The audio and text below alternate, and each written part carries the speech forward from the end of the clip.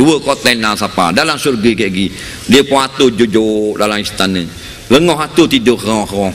Bangun pula gelang pula siapa 13 trailer. Dia ambil pula gelang. Pakai hak tu cabut, Duk main gitu. Tu laki duk erik bidadari tak kenung.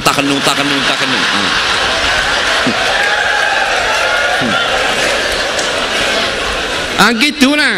Dan bini tak marah tu. Faham tak? Atas dunia gitu kak, kalau kita beri dia pinggan makuk apa semua. Nah, dia main berakhir pinggan makuk. Dia apa yang tak boleh pinggan makuk barang kemah. Kau puang lah. Kalau dia mati dah, orang duduk nawak apa semua, dengar orang mari jual emas, bangun congok. Faham tak? Dah dia mati dah. Ni kau puang. Bukan hak ada malam ni lah. Hak bacuk tu.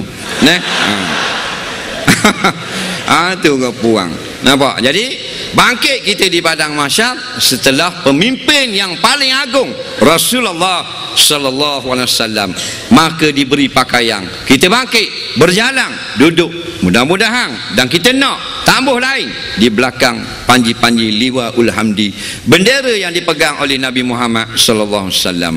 Kita tak mau duduk dalam bendera lain.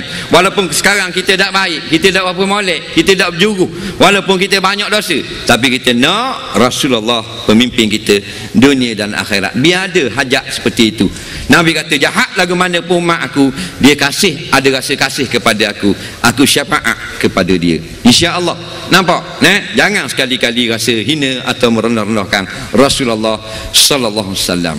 Berjalan yang disebut, dia kata yudna syamsu yaumul qiyamah qadra milin atau kama qala, direndahkan matahari qadar sebatu saja, bukan sejengkal, sebatu di padang mahsyar. Inilah sebabnya panahnya manusia direndahkan matahari, mengeluarkan peluh tu ada tekak keting, sekat tekok, sekat pinggang dan sebagainya. Nampak? Tak dapat bayar mata, tak dapat kena panah. 7 golongan yang kita baca hadis tadi. Golongan yang pertama, imamun adilun, raja yang adil. Kenapa? Bila dia adil, manfaat dia sangat luas. Rakyat mendapat kemanisan kehidupan dunia apabila raja itu adil. Sayyidina Umar berjalan mencari rakyat-rakyatnya untuk bertanya khabar dan sebagainya. Walaupun kita tak ada Umar yang kedua di akhir zaman, walaupun kita tidak ada Sina Usman yang kedua di akhir zaman, walaupun kita tidak ada Umar bin Abdul Aziz yang kedua di akhir zaman, tapi malah turkukulluh. Benda yang kita tak boleh nak buat semua, kita jangan tinggal semua. Kita buat juga sekadar yang mampu. Maka kita junjung raja kita yang adil demi asas satu matlamat, iaitulah untuk menjadi hamba Allah yang taat kepadanya. Insya-Allah perjalanan kita seterusnya biar melepasi titiang siratil mustaqim, untuk kita angkat tangan bergembira bersorak. Di sanalah sebenar-benarnya kemenangan yang patut kita rasa bangga dan sebagainya. Sebelum kita lintas siratil mustaqim, kita masih lagi rasa takut dan sebagainya. Kerana siapa yang lepas sirat, maka tiada lagi duka cita atasnya, wala khaufun alaihim, tak rasa takut sedikit pun. Kerana itulah kemenangan yang hakiki. Alhamdulillah, puluhan ribu pada malam ini menjadi saksi kepada Allah, kepada alam, bahawasanya rakyat Kelantan, rakyat Kota Baru dan sekitarnya sememangnya cintakan kebenaran, cintakan keadilan, suka kepada benda-benda agama. Dan kita harap, saya pun berharap bahawasanya dapat terus bersama dengan rakyat negeri Kelantan.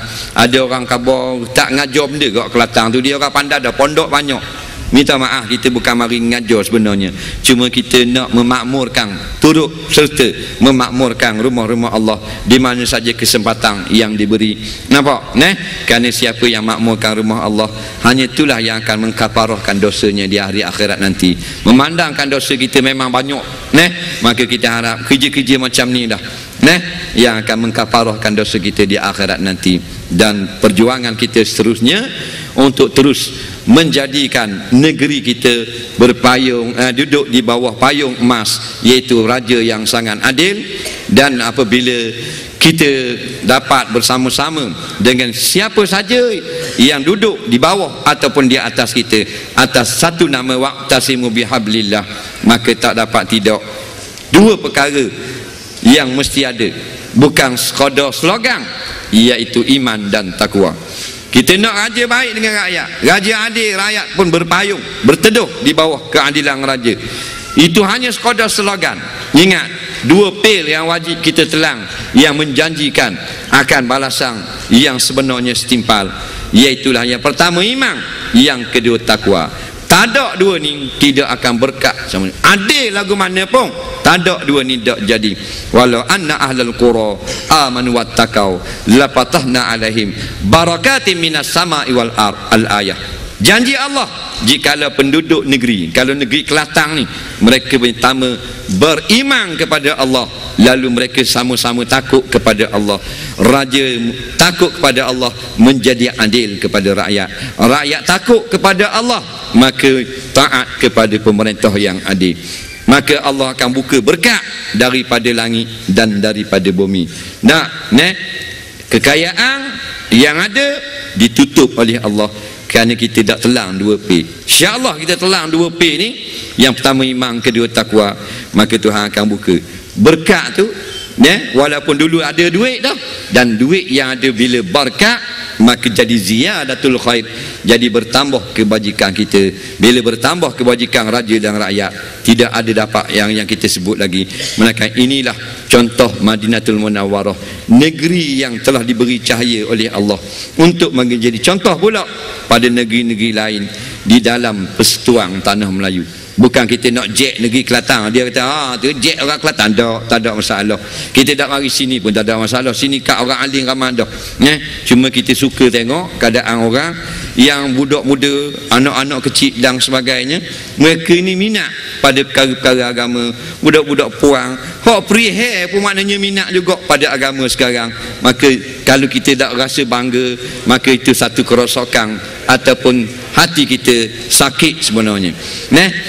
Baru ni kita jumpa budak-budak, dia 11 orang atau 7 8-10 orang gitulah, seorang yang pakai tudung. 8 orang 10 orang, saya tak bilang lah, kalau nak bilang pun tak. Seorang pakai tudung di Kuala Lumpur. Nampak? Kesemua tu tegur, Ustaz, apa khabar? Assalamualaikum. Waalaikumsalam. Apa khabar? Gimana? Nak gimana? Free hair, tak pakai tudung. Padahal itu perintah Allah. Adakah kita marah dia? Tak boleh marah. Kita marah dalam kuliah. Jadi faham dah. Dia alhamdulillah, maknanya walaupun dia tidak bertudung, tak taat lagi pada perintah, tapi mudah-mudahan dia taat pada perintah yang lain dan perintah